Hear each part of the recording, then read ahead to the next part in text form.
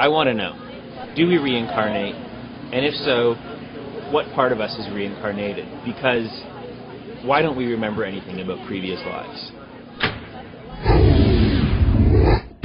Okay, if you really want to know, here we go. Yes, we do, and reincarnation can be experienced either internally or externally, depending on our conscious involvement and agreement with the force that's developing us.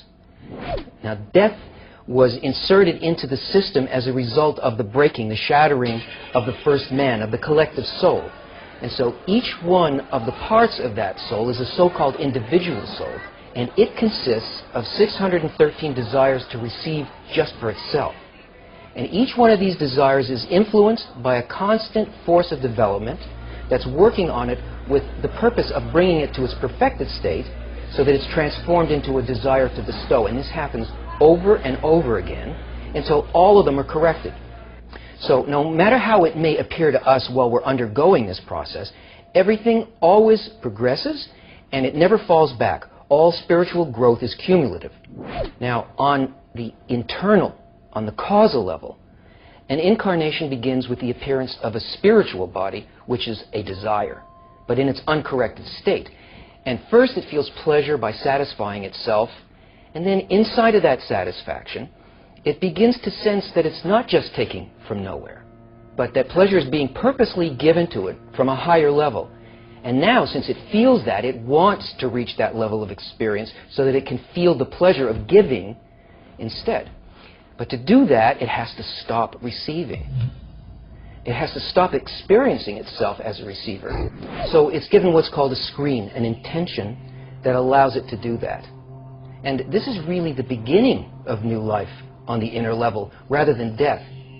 Because even though the appearance of each new state is first felt as empty or dark, that only happens because the vessel, the desire, still only identifies and is locked into its old definition of life and pleasure, the one that's trying to leave.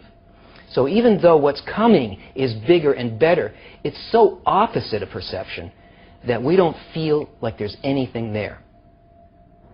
Now, let's look at the unconscious physical level. Here, the exact same mechanism is perceived as a mysterious, intimate inner quality that clothes in a succession of protein bodies, each with its unique talents and personality, appearing and disappearing one after another over thousands of years. And with each cycle of death and birth, it completely forgets the conditions of its former life, because if it's going to encompass change and attain a higher level of reality, it won't be in that mind, because reality won't fit in there. And what it's been, how it's developed, and each past life accumulates as its innate nature. And a new mind functions as the operating system necessary for its next stage of development. So what part of us reincarnates?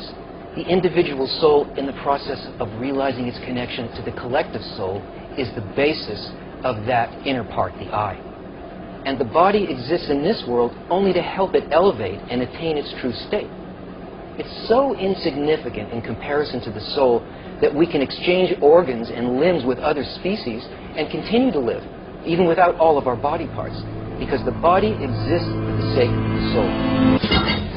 So, a Kabbalist is a person who has studied and learned how to be consciously involved in this process of becoming like the will to bestow. And he can inwardly pass through many lifetimes in a day. And by doing that, the soul feels such delight that eventually he no longer needs to descend into this world, but exists in a completely different, eternal and perfected state. But until this inner quality awakens in a person where they want to work with the real causal process, they've got to continue to be born and to die according to the perception of the will to receive. So it's really our choice. We can do what